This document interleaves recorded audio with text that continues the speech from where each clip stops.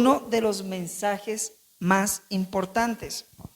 Ahora, hace 15 días les hablé de la importancia de llamar a Dios ¿cómo? De llamar a Dios Padre.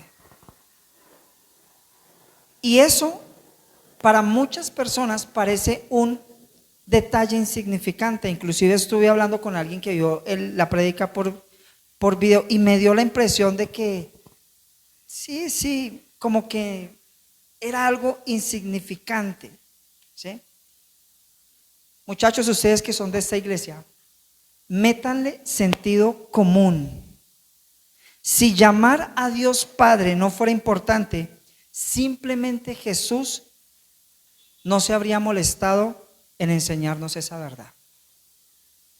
Lo que pasa es que a veces tenemos la mala costumbre de creer que si no es un mensaje impresionante, revelador, entonces no es importante. Pero quiero que se grabe algo en su mente, muchachos, iglesia.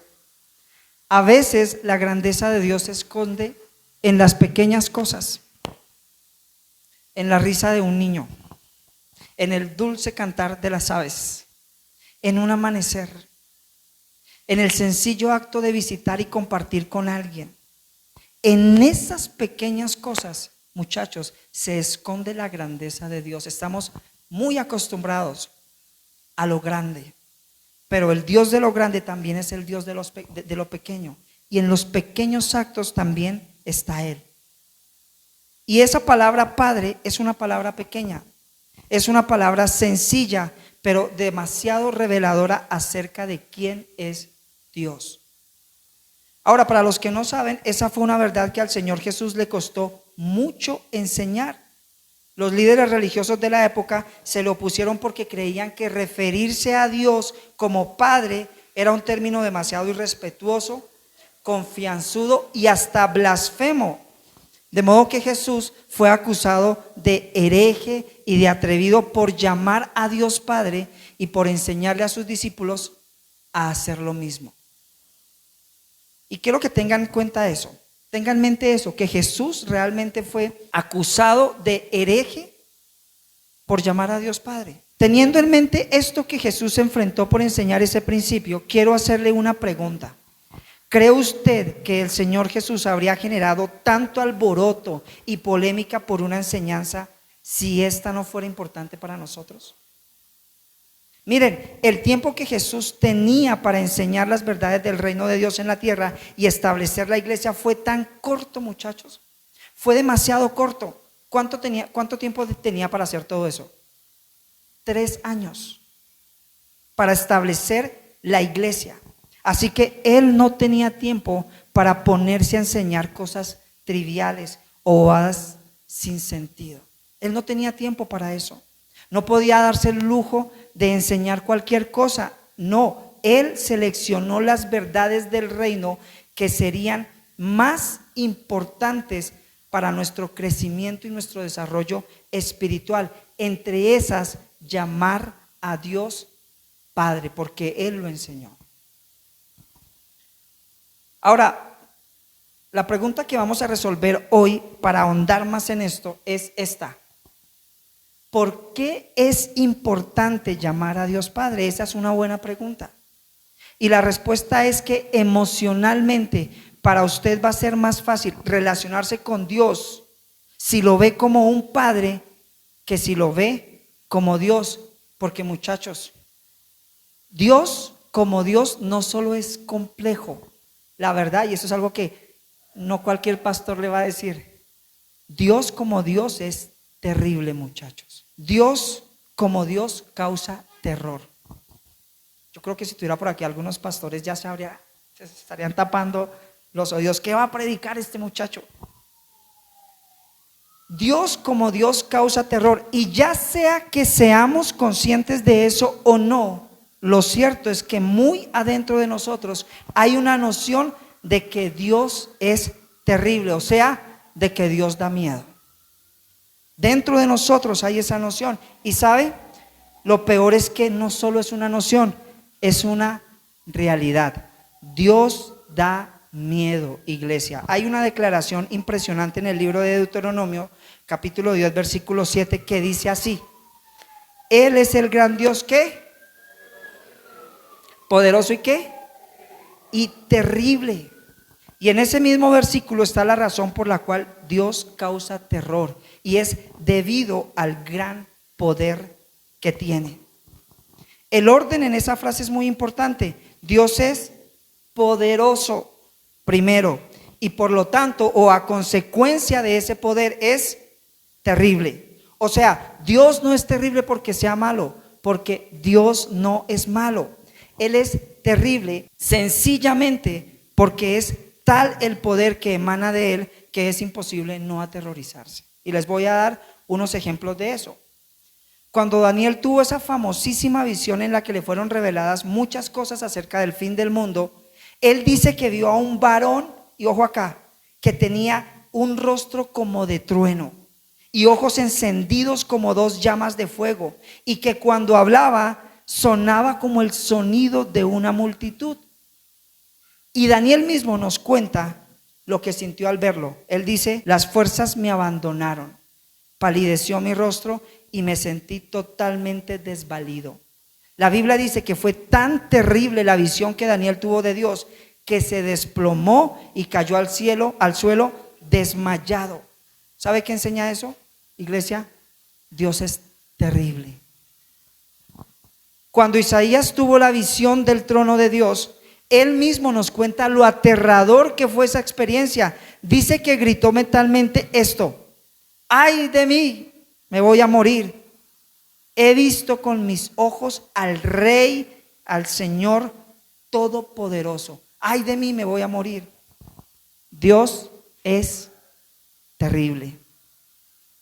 Cuando Juan en el Apocalipsis tiene una visión del juicio final, dice esto: vi un gran trono blanco y a alguien que estaba sentado en él. De su presencia huyeron la tierra y el cielo sin dejar rastro alguno. Es tan impresionante el poder de Dios que la tierra y el cielo huyen de su presencia. Dios es terrible, muchachos. La Biblia dice esto: ¿tú crees que hay un solo Dios? Bien haces, o sea, bien. ¿Tú crees que hay un solo Dios? Bien. También los demonios lo creen y ¿qué? Tiemblan. Lo irónico es que los demonios, que son expertos en causar terror, ellos mismos son aterrorizados por Dios. Tiemblan, dice la Biblia. Muchachos, Dios es terrible.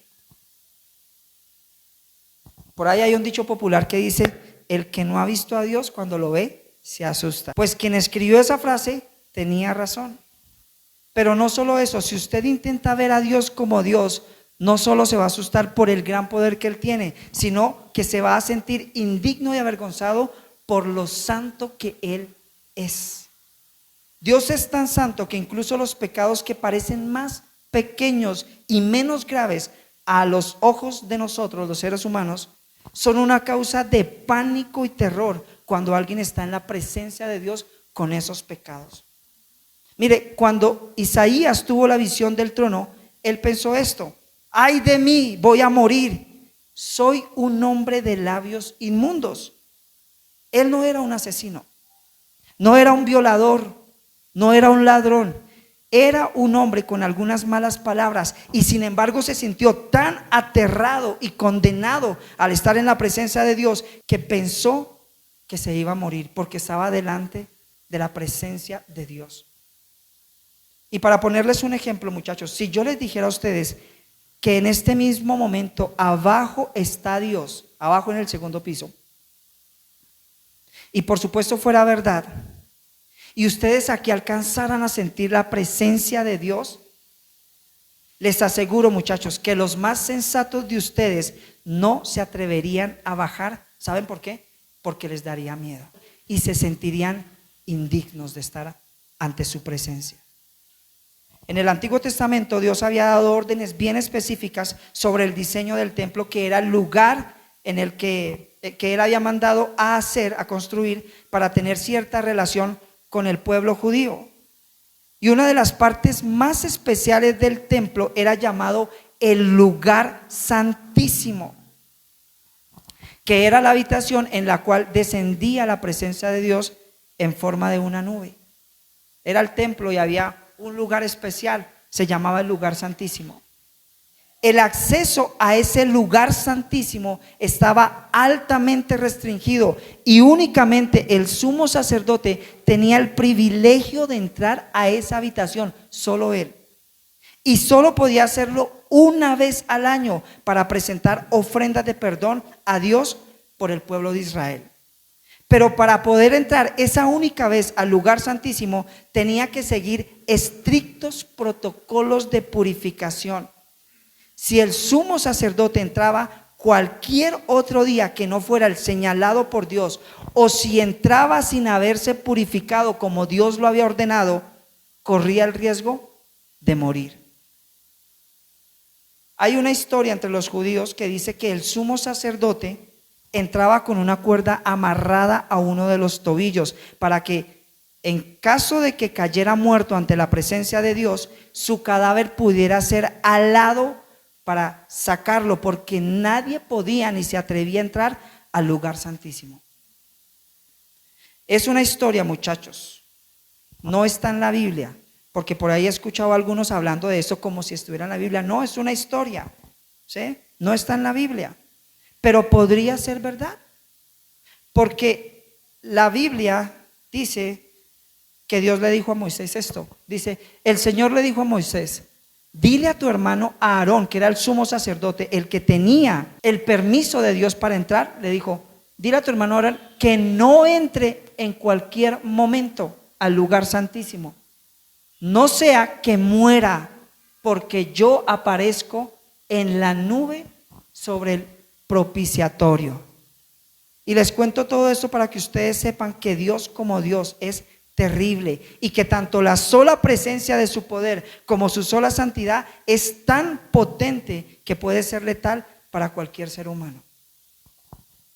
Esta es la razón por la cual la Biblia enseña que los querubines, que son seres de fuego, lo vimos hace 15 días, que tienen 6 alas y que al parecer son los más cercanos al trono de Dios, utilizan 4 alas, 4 de sus alas para cubrirse de la presencia de Dios. Simplemente, muchachos, porque Dios es terrible. Dios es terrible. Ahora, ¿qué implicación práctica tiene saber todo esto acerca de Dios? Porque, muchachos, Dios es práctico, o sea, Él no da información porque sí. Entonces, toda esta información, ¿qué tiene que ver con nosotros? ¿Cómo puede ayudarnos? Esa es una buena pregunta. Pues, muchachos, puede ayudarnos de muchísimas formas. Porque el problema de muchos cristianos, el problema de algunos de ustedes que no tienen una mejor relación con Dios, o al menos una que funcione, radica precisamente en que le tienen miedo a Dios y por eso no se acercan a Él. O se acercan, pero no son capaces de hablarle mucho, o de contarle cosas, o de pedirle con confianza, porque se sienten culpables e indignos. Muchos piensan eso. No son capaces de hablar con Dios porque lo ven demasiado grande y poderoso, y por supuesto que Él es así. Dicen cosas como, me da miedo acercarme a Dios. No sé si alguien acá ha dicho alguna vez eso. O no le pido porque me da pena, me da vergüenza, porque soy un pecador. O Dios no me oye, Él solo oye a un selecto grupo de personas que están haciendo las cosas bien. O van a orar con palabras fingidas y con tonos rebuscados y con oraciones tipo, oh, cuán magnánime es tu nombre, oh, tu bondad. Así van delante de la presencia de Dios, porque Dios es terrible, y entonces van con un respeto impuesto, fingido, cero natural. Y Dios, ese Dios todopoderoso y terrible, muchachos, vino en Jesús a simplificar las cosas. Enséñales que de ahora en adelante me llamen Padre, punto. Sencillísimo. Miren, muchachos, Padre es una palabra íntima y sencilla que indica que de ahora en adelante podemos acercarnos a Dios con la confianza con la que un hijo puede acercarse a un papá. Por eso cuando Jesús murió, y esto es importante, la Biblia dice que el velo que separaba el lugar santísimo, ese velo donde solamente entraba el sacerdote, dice que se rompió de arriba abajo, indicando que a partir de ese momento todo aquel que ha creído en Jesús puede acercarse sin tanto formalismo y sin miedo a la misma presencia del Dios Todopoderoso. Y por supuesto, cuando Jesús murió en la cruz, hubo una alteración en la forma y en el orden en cómo Dios antes se relacionaba con el hombre. Anteriormente, el sacerdote que iba a entrar a la presencia de Dios, lo primero que tenía que hacer era pasar por un exhaustivo proceso de purificación. Y después de haberse purificado y haber hecho todo ese ritual, tenía que ir hasta el punto físico en el cual se encontraba la presencia de Dios. En la actualidad, y gracias a Jesús, no solo podemos acceder en cualquier momento y en cualquier lugar a la presencia de Dios, sino que la purificación, según el orden de la oración, está casi de últimas. Usted no entra, Dios perdóname por mis pecados. No, muchachos, Jesús dijo, digan eso casi de últimas en sus oraciones. ¿Sí? Y es tan sencilla, muchachos.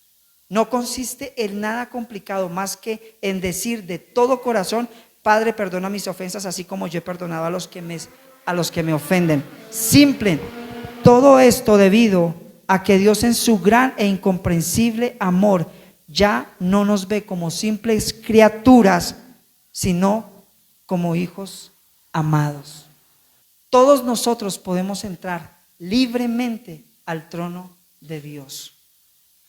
Por eso es que Juan, sorprendido, dice esto: miren cuánto nos ama Dios el Padre, que se nos puede llamar hijos de Dios, y lo ratifica, y lo somos. Es esencial que nos veamos como Dios nos ve, y que pensemos de nosotros mismos como Dios piensa de nosotros mismos, muchachos. Nos está haciendo mucho daño el hecho de creer que Dios no nos ama. Nos está haciendo mucho daño el hecho de pensar que Dios no tiene nada que ver con nosotros. Nos está haciendo demasiado daño creer que en medio de los problemas Dios está mirando para otro lado y no se está interesando en sus hijos. De verdad, muchachos, y esto es precisamente porque no nos sentimos hijos de Dios. Sí entiende por qué llamar a Dios Padre no es un pequeño detalle, sino una de las bendiciones más grandes que tenemos los que creemos en Jesús. Es una de las bendiciones más grandes, muchachos. No llamar a Dios Padre es ignorar y, en el peor de los casos, despreciar todo lo que hizo Jesús y todo lo que hizo Dios el Padre para hacernos sus hijos. Yo ya no, yo cuando escucho, Dios mío, no sé, estoy traumado, pero yo cuando escucho un pastor que constantemente ora, oh Señor, yo digo, no, viejo, le falta algo. Vaya y dígale papá. Llamarlo Padre, en cambio, es reconocer y valorar todo ese plan maravilloso llevado a cabo por Dios, pero también llamar a Dios Padre es empezar a disfrutar de una relación más íntima y sencilla con el Dios Todopoderoso, muchachos. ¿Sí amén o no amén? Repito, yo creo que uno de los grandes problemas de los cristianos que no pueden relacionarse mejor con Dios de lo que ya lo hacen, se debe precisamente a que no lo ven como un padre. Porque si ustedes vieran a Dios como un padre, muchachos, tendrían más confianza. Le hablarían de manera más fluida. Le contarían lo que sienten. Le dirían lo difícil que están las cosas. O sea, tendrían una relación más natural con Dios. Hay graves problemas cuando no tenemos clara nuestra identidad de hijos de Dios. De hecho, es por no entender esta posición que muchos cristianos no disfrutan su relación con Dios, porque lo siguen viendo lejano, porque todavía lo ven a través del lente del Antiguo Testamento. Un Dios lejano en el Antiguo Testamento era así, con toda la razón molesto con el ser humano. Y aunque Dios amaba al hombre en el Antiguo Testamento, sin embargo habían muchas cosas en el ser humano que impedían que Dios se relacionara con el ser humano, con el hombre, ¿sí? En lugar, muchachos, de ver a Dios así como en el Antiguo Testamento, a un Dios lejano, tienen que verlo a través del lente del Nuevo Testamento, en donde el gran sacrificio de Jesús en la cruz quitó todos esos obstáculos y ahora nos permite entrar con confianza a donde Él está, sencillamente porque somos sus hijos. Así de sencillo. Un hijo en la casa tiene mucha confianza con su papá. ¿Sí? Pablo dijo esto: acerquémonos confiadamente al trono de la gracia. Confiadamente. No con miedo, muchachos. Yo pregunto, ¿quiénes se acercan aquí confiadamente a Dios? No levante la mano, solamente respóndaselo usted. ¿Quién se acerca confiadamente al trono de la gracia? ¿Saben qué, muchachos? Muchos no se acercan confiadamente al trono de la gracia porque piensan que ahí no hay gracia sino juicio. Si usted pregunta a Edwin, ¿Dios hoy está castigando los pecados? No, muchachos, los está perdonando. Va a haber un día en donde Él los va a condenar y los va a castigar. Entonces, no se acerque con miedo, sino con confianza, como un hijo. Pero algunos insisten en acercarse a Dios como los antiguos sacerdotes, con temblor y con una reverencia malsana, que lo que está haciendo es impedir que ellos le hablen fluidamente a Dios como papá. Van a decir: Dios, tú ya lo sabes todo. Si tú me quieres dar esto, pues está bien, si no es tu voluntad. No, muchachos, hablen con Él, con el permiso que Él les ha otorgado, el de un papá. ¿Sí? Un hijo, en cambio, no se complica tanto la vida, muchachos. Él va con confianza donde está su papá, le habla de manera fluida, le cuenta las cosas que tiene en el corazón, le hace preguntas y le pide con confianza, etcétera. Pero también le agradece, lo consiente, ¿sí? Le hace caso. Esa es la vida sencilla de un buen hijo de Dios. Y yo anhelo muchísimo que el Espíritu Santo les haga entender este mensaje que les estoy dando, para que de ahora en adelante ustedes vean a Dios como su Padre y no solamente como su Dios. Usted dice: Edwin, pero Dios sigue siendo peligroso. Por supuesto, muchachos. Que Él sea un Padre amoroso y compasivo no lo hace menos terrible de lo que Él es. Por eso el texto que leímos acerca de los demonios dice que ellos tiemblan. ¿En qué tiempo está? En presente, porque Dios sigue siendo terrible. La Biblia dice que Dios no cambia. Lo que pasa, muchachos, es que Él es delicado con sus hijos. Él es delicado con ustedes. Un día vi un video de un hombre todo musculoso jugando a lucha libre con su pequeña hija en la cama. La mamá lo estaba grabando y él hacía así, ¿sí? O sea, un man re grandote. Obviamente tenía fuerza. Él era peligroso para su hija. Era peligroso, muchachos. Si él quisiera, podría hacerle un daño terrible a esa niña. Pero ella confiaba en su papá. Y cuando él la tomaba en sus brazos, era muy cuidadoso y delicado. Lo mismo pasa con Dios. Cuando Él trata con usted, mide muy bien su fuerza. Dios nunca le hará daño a usted.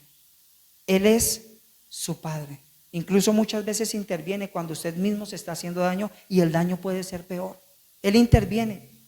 Dios puede decir cosas duras, muchachos. Yo sé que sí, pero nunca va a ser ni atrevido, ni va a usar su fuerza para maltratarlo a usted.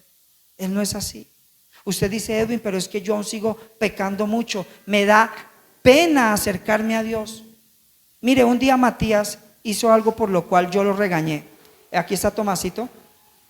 Lo que le dije a Matías también se lo dije a él cuando estaba más pequeño. Entonces yo regañé a Matías porque yo soy muy bueno regañando. ¿Sí? Él estaba pequeño y al momentico fue hasta donde yo estaba, se acercó a mí y me dijo: papi, ¿me perdona? Mire, de la manera más honesta le respondí: amor, yo siempre te voy a perdonar. Una vez regañé a Tomasito, estaba más pequeño. Venga, Tomasito. Y él me dijo: Edwin, ¿me perdona? Yo le dije a Tomasito: Tomasito, yo siempre lo voy a perdonar. Hoy hizo algo y yo le llamé la atención. Eso fue cuestiones de segundos. Después nos fuimos a buscar los dos normal, ¿sí? como un papá y un hijo, a una droguería. Yo no me quedé todo el tiempo bravo con él. Mire, yo no puedo ser mejor que Dios en ningún sentido. Si yo, que estoy tan lleno de defectos, soy capaz de perdonar siempre a mi hijo por el hecho de que es mi hijo, Dios que es perfecto, Dios que es amor, Dios que es compasivo, Dios que no quiere que nadie se pierda, Dios que lo ama a usted, nunca le va a negar el perdón, muchachos. Dios estará dispuesto a otorgarle su más sincero perdón si usted hace lo que Matías y Tomás hicieron conmigo. Se acercan y le dicen: ¿me perdonas? Él le va a decir que sí.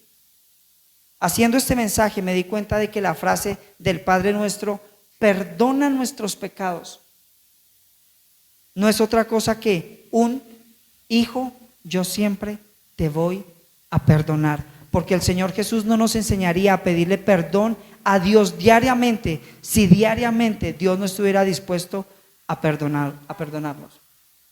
Cuando el hijo pródigo volvió a casa, no era nada de lo que algún día fue. Porque el pecado deja marcas, muchachos. El pecado deja marcas. Seguramente mientras caminaba a la casa, algunos se cambiaron de acera porque pensaron que los iba a asaltar. Probablemente algunos otros pensaron que estaba drogado porque él caminaba de manera cansada y débil, porque la Biblia dice que él pasó mucho tiempo con hambre. Probablemente muchos se taparon la nariz cuando él pasaba por el lado porque olía mal. La Biblia dice que estuvo conviviendo con cerdos y trabajando allá. ¿Sí? Ese era el hijo pródigo de vuelta a la casa. No era el príncipe y el niño consentido que un día salió con la herencia de su papá y se fue. No era ese mismo muchacho. Venía vuelto una nada. Sí, la sociedad lo criticaba. Ay, miren este, y cristiano, y hijo de fulanito de tal, debe estar en las drogas. Este muchacho algún día lo van a matar. Él iba de camino a su casa. No sé lo que la sociedad pensaba de ese muchacho caminando por la calle, dirigiéndose a la casa de su papá. No sé, pero yo sé, muchachos, que no hablaban bien de él. ¿Sabe? Pensando en esto, me pongo a pensar que nosotros lo que hacemos dándole mercado a alguien que está así. Miren, muchachos, muy seguramente, no lo sabemos, estamos alimentando a un hijo de Dios que va de regreso a su casa. No lo sabemos. No sabemos a quién le estamos dando un mercado. Posiblemente va en camino a encontrarse otra vez con su papá y encuentra a estos buenos hombres que le dan un mercado, una ayuda económica.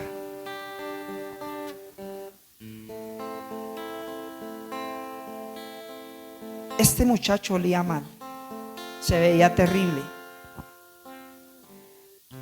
pero se acordó que era hijo de alguien. Que era hijo de alguien. Él se acordó de eso. Y cuando llegó en medio de tantas cicatrices, en medio de todas esas heridas que dejan los errores, muchachos, en medio de toda esa suciedad que cargaba encima y de ese mal olor, en medio de tanta cosa que lo hacía despreciable e irreconocible, el padre, dice la Biblia, lo vio de lejos y lo reconoció. Porque un papá, muchachos, sabe cómo camina el hijo, ¿sí? Un papá reconoce el caminado de su muchacho, o de su pequeña bebé, o de su mujercita. Un papá reconoce al hijo en medio de lágrimas, en medio del dolor, y lo vio de lejos. Y la Biblia dice que él se dio cuenta que venía hacia él, y dice que el papá empezó a caminar en dirección de su hijo. Le salió al encuentro, lo abrazó y lo besó y lo perdonó. Y saben una cosa, muchachos, que el Espíritu Santo me enseñó haciendo esto.